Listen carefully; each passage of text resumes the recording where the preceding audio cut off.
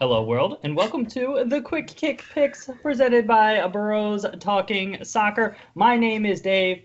Sleeves rolled up, collar unbuttoned, midweek casual. It's MLS Match Week 13.5. Christian, hello. Hello, I got my chest hair popping out of my shirt, There you go. and that's how you know it's Six. casual as well.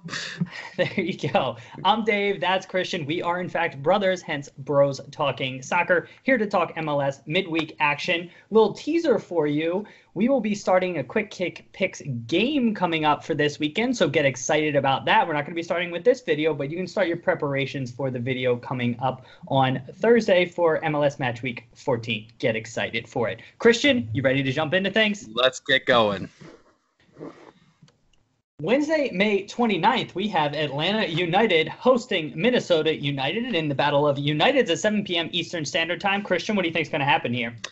Probably 2 weeks ago, I would say this is an easy win for Atlanta, but Minnesota just seems to be one of those teams that are right in the middle, and they're just a tough team, I think, to beat, but I don't think that they're really providing any spark of talent or anything that's like blowing up the Eastern. They're in the West, aren't they? They're in the West, yeah. They're in the West. 2 weeks in a row, you said that they're in the East. Oh, man, it just seems like they should be for some reason. I just feel like they should be. But Atlanta, on the other hand, they are on the back of 2 losses now. I mean, 2 tough games, but still, they're on the back of 2 losses after an incredible run of form leading into those 2 matches. I still think that they have the quality to get the job done at home in this match, and I think that they do overall. Yeah, so I'm in agreement on the Atlanta win, but I think it's going to be really tight. Atlanta, you said, coming off of 2 losses, and it was a heartbreaker in Real Salt Lake this past week. Atlanta does have the highest possession numbers in the league. They love to hold the ball, and they are conceding the second fewest goals, so 0.8 goals per game. So they're making things really tough.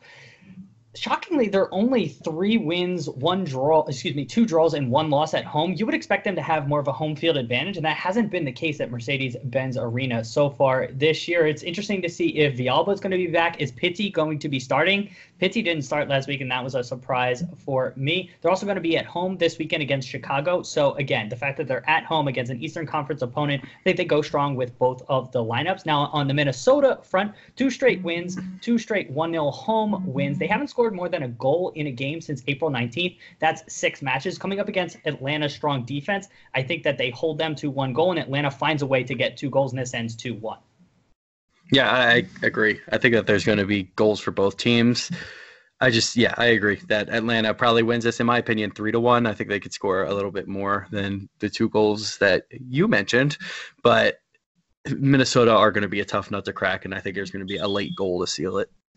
All right, there you go. Angelo Rodriguez against the Atlanta center back is going to be an interesting matchup to watch, so I'm excited to follow that. Next game we're moving to is Montreal Impact hosting Real Salt Lake, 7:30 p.m. Eastern Standard Time. Neither of these teams really likes to have the ball. Both have averaged less than 47% possession, so it'll be interesting to see who kind of takes the lead and who maintains the dominance. Dominance. I mean, they could. Montreal is winless in 3, whereas Real Salt Lake has won 3 straight. So they're coming in on different runs of form. Montreal has been, or they haven't been, but this past weekend they were super sloppy, conceding that first goal against LAFC. Evan Bush playing with the ball at the back, closed by Christian Ramirez, and just gave up that just silly goal early on in the match. And Montreal is not a team that plays well from behind, so they need to be cleaner on the ball here. Christian, what do you think is going to happen? Yeah, that was just a horror show mistake against the best team in the league. And once you go down 1-0 to them, good luck trying to get back into the match, because that team knows how to keep the ball. As you said, Montreal, not really fans of having the ball for some reason.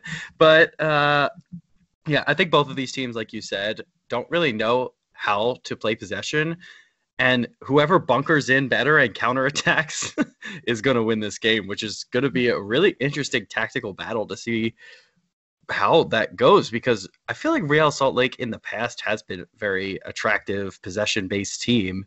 Yeah, they have. They were playing the 4-4-2 diamond. And my guess between these 2 teams is they will be the team that controls the ball in this match specifically. 47% really isn't that low. I know it's one of the worst in the league, but I guess that's because teams don't really out and out just out possess you. It's more of an attacking, creative league. So it is going to be a very tight game. I think it's going to be a draw, probably 1-1. Nothing just nothing really big to talk about that's going to happen in this one. Yes, I have it being a draw as well, but I think it is 2-2. Now, Montreal is only scoring 1.1 goals per game, but I'm going to give them an edge playing at home. I don't know what's going on with their field, though. I don't know if you've seen their matches. The field looks a mess, so they need to clean that up. Meanwhile, Real Salt Lake haven't been shut out since April 6th. That's 7 matches, so they're getting goals, scoring 1.5 goals per game, 8th in the league. I think that they both find a way to get 2 goals. Next match we are getting to is the Philadelphia Union. Next match, Philadelphia Union hosting Colorado Rapids, 7:30 p.m. Eastern Standard Time on Wednesday. Christian, what do you think is going to happen? So the Philadelphia Union aren't in the greatest run of form. I know they got a draw against Seattle and created chances, but then they came up against a Portland team that you wouldn't expect them to struggle with too much, but they just seemed to not be able to finish in that game. They had the chances. They hit the woodwork multiple times. And they also shot themselves in the foot defensively. Oh, yeah, absolutely. Bedoya's slip in the midfield, Trusty not stepping to the ball on the cross. It was just a mess defensively and just finishing the chances when they did come. I think that they're still a far superior team to Colorado, and Portland is definitely a step up from Colorado in talent. Colorado have 1-2 on the bounce, though, which is surprising after their horror show start to the season with 2 points from 12 games, maybe 11, something like that. But yeah, 2 straight wins, one against the Galaxy, and who did they beat last week? Who did they beat over the weekend? Do you know? Yeah. Okay. Yeah, well, I know they won. We can look that up. We'll look that up. They're going to be on form, and they're not going to come and be pushovers the way that you may have thought they were going to be. So I think the Union are able to get a result and win this match, but it's not going to be as straightforward. Yeah, and on the finishing front, they've had 11 shots on target in 38 attempts over their last 2 matches. They are just simply not putting shots on frame. I think a big part of that is not having Marco Fabian. He trained in full today, so we record on Tuesday. He trained in full, so I expect him to be back in this. Another thing I noticed from Philly is that they were slipping all over the pitch. It's their home turf. I don't know why a number of players can't get their footwear correct, so that needs to be fixed as well. On the Colorado front, they're 10th in the league in scoring 1.5 goals per game, but last in conceding 2.5 goals per game. They have the least amount of successful tackles with only 8.2 per match. Now, that in and of itself doesn't say anything, but combine that with the fact that they have less than 45% possession, and the fact that they're giving up so many goals, that's not a great look. You would expect them to be tackling more. And so ultimately, I think Philly finds a way to get a 3-1 win at home. Christian, anything quickly? Nope.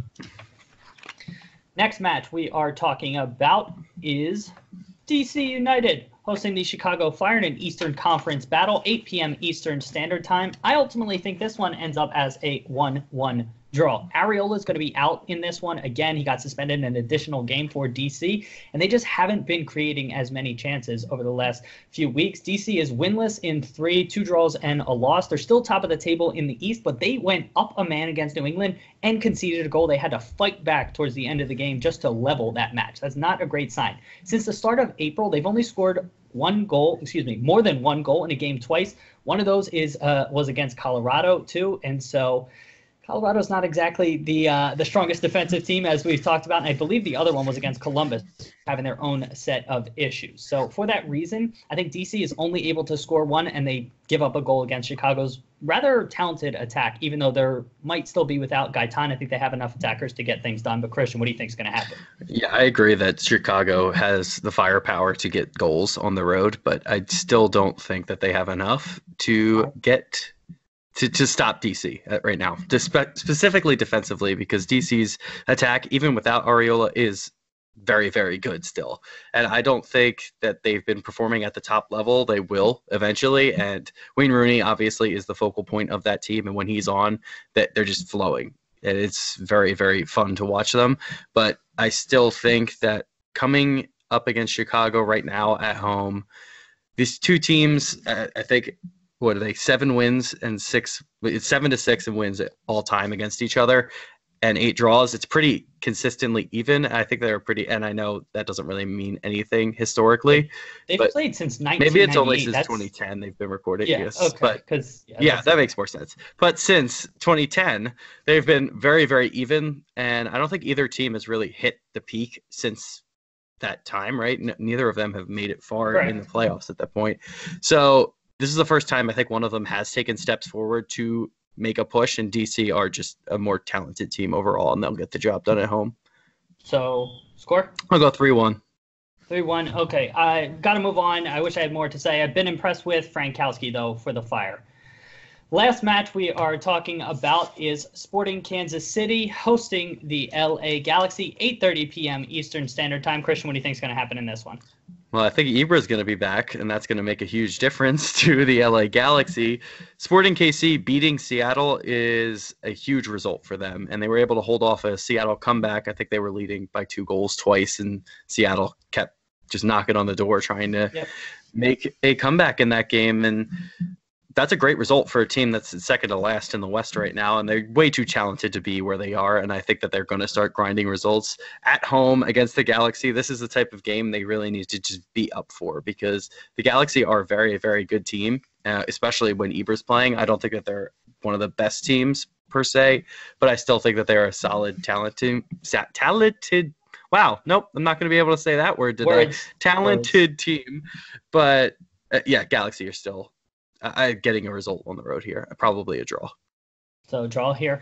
I have this one being an SKC win, another 3-2 win. They got that big win against Seattle, and that was their first win since March. That was 7 MLS matches without a win for SKC, which is not something usually associated with them. They still only had 16 players rostered in that, still dealing with a number of injuries, but Madranda was back. I think Zuzi's close to being back, and I would expect a couple more players back either for this match or by the weekend, and so hopefully they can get at least 18 on their roster. On the LA Galaxy front, they won 1-0 at Orlando to stop a 4-game losing streak, but they weren't exactly creating a number of chances. They were still without Zlatan, and they won off a Jonah Dos Santos wonder goal. I think they only created maybe 2 chances in that game, and if Orlando could finish, that likely wouldn't have been an LA victory. And so for that reason, I still have my concerns and reservations about LA, but with Zlatan being back, he should provide an outlet. They should likely get more goals, but SKC's proven it. I really love Johnny Russell's game. Got the hat trick this weekend. I think he's involved in at least 1 or 2 goals here, and SKC scores 3 in this one. Still gives up 2, but gets that win. I agree that they're going to score 3, and I think this is going to be a 3-3 draw. Both teams just goals galore here.